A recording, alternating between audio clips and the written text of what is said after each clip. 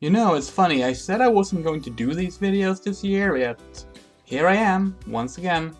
Let's have a look at what I watched during the anime season of Winter 2020.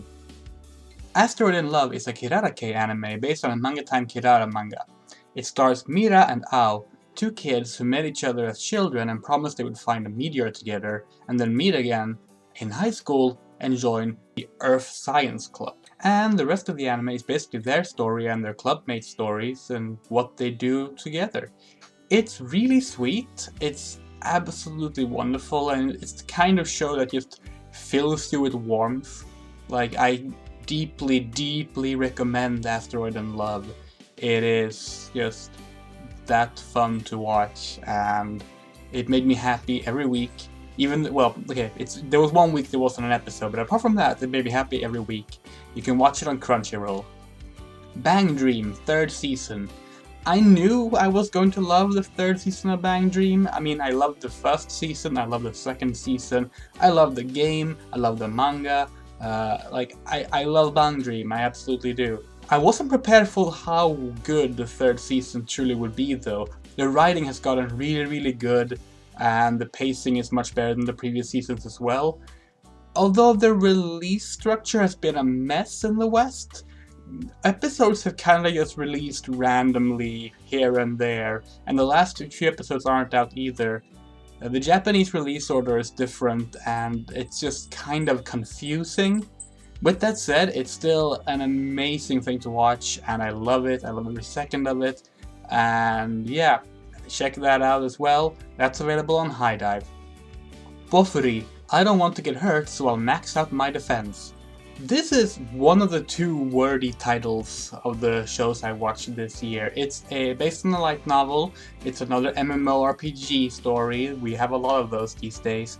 This one, on the other hand, is not dramatic. Like, it's not about a life or death game, it's not about deep psychological analysis or anything. Like, no, this is just about two girls, Kaede and Lisa, who start playing a MMO together, and they really like it.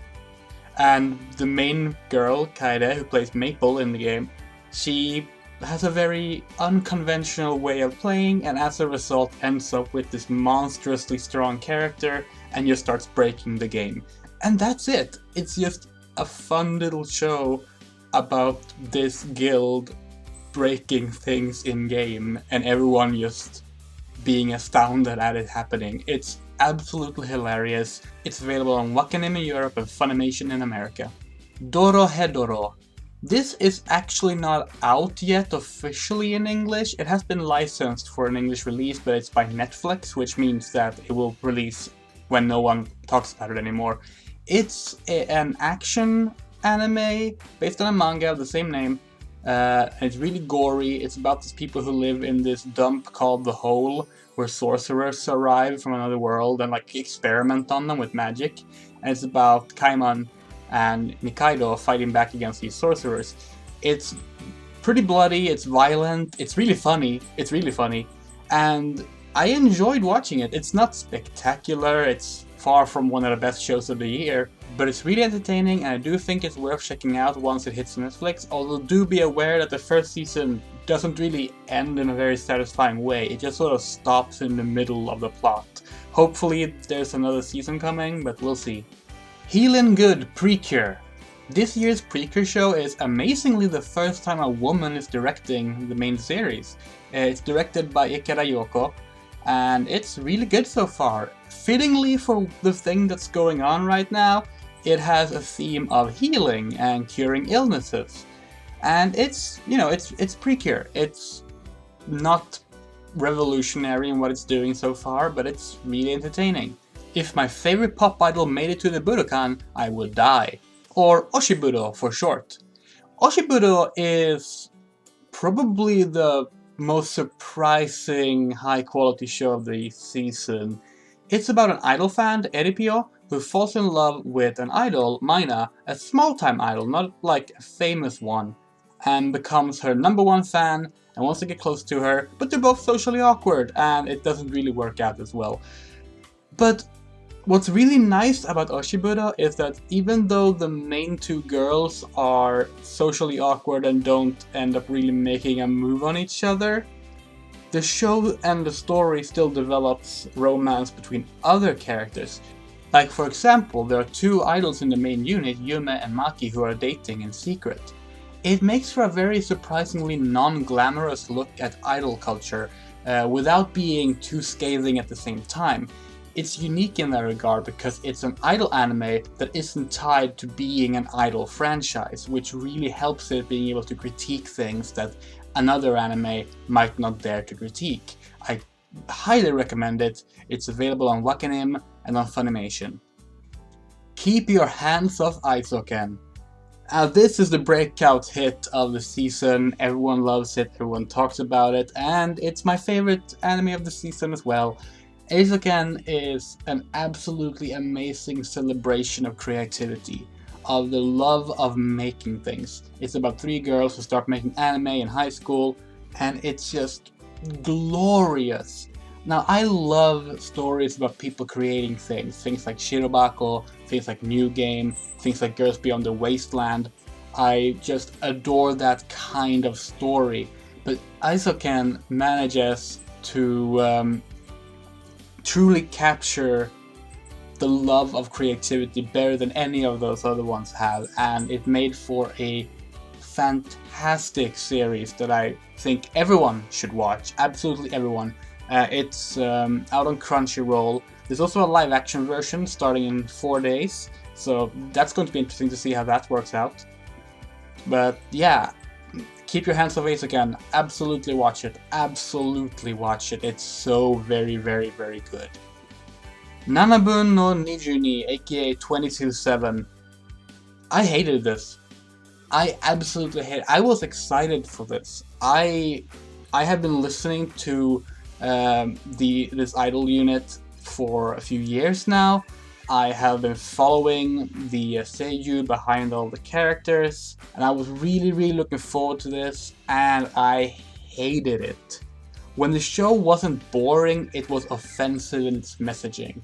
So the problem with Nanabun no Nijuni is that it's an idol franchise made by the creator AKB48, who apparently decided not to take any of the criticism that the idol industry has faced in the past 20 years to heart, and then they made an anime out of it and showed just how little they actually respect their own idols.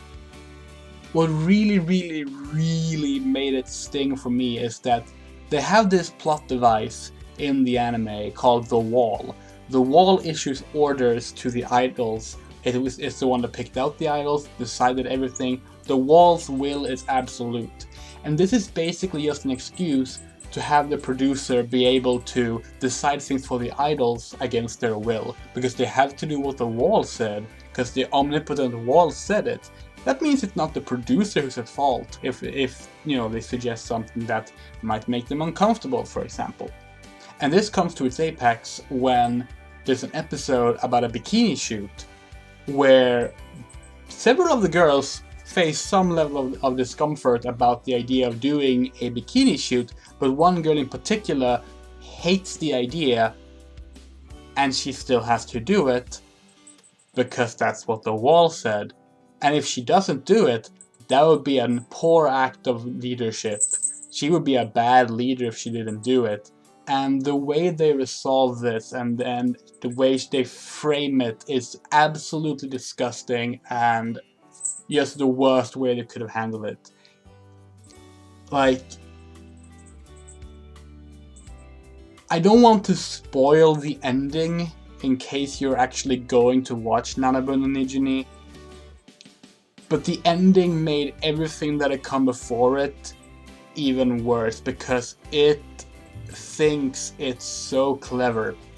It thinks it has some really special thing going on here, and it doesn't realize that everything it is just creepy and inexcusably bad. And yeah, it actively made me dislike the idol unit Nanabun no Nijuni more because they're now tied to this anime.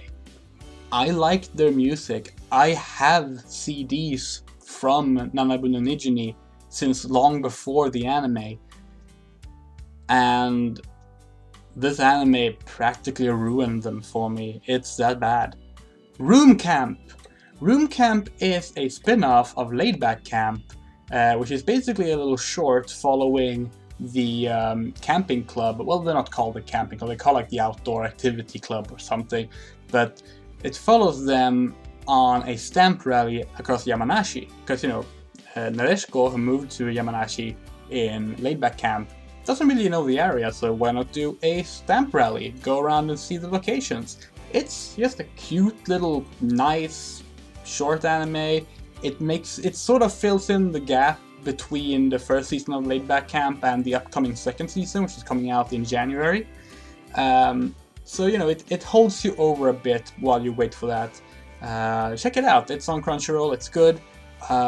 There's also a live-action adaptation of Laid Back Camp that finished last week, so it's all 12 episodes are out on Amazon in Japan if you're interested in that. But yeah, Room Camp is good, check that out. And that was my winter season. Those were the things I watched. I don't think I missed anything there. There were a lot of things I didn't watch, but next season, spring, has so much that I'm interested in. We have Diary of Our Days at the Breakwater, Dropkick on My Devils, second season, Galgaku, Hijiri Girl Square Gakuin, Bang Dream Girls Band Party Pico Omori, My Life as a Villainess, All Routes Lead to Doom, My Roommate is a Dino, Tamayomi, and while they're movies, they are releasing in the 2 coming months. We also have Princess Principal Crown Handler and Revue Starlight Rondo Rondo Rondo. So that's something to look forward to, you know, while the world is burning. Thank you for watching, and support me on Patreon if you want to, and you can follow me on Twitter. It's links in the description. Although right now Patreon doesn't work for me because I don't have access to PayPal at the moment, but, you know, I will eventually get the support. That's a way to end the video.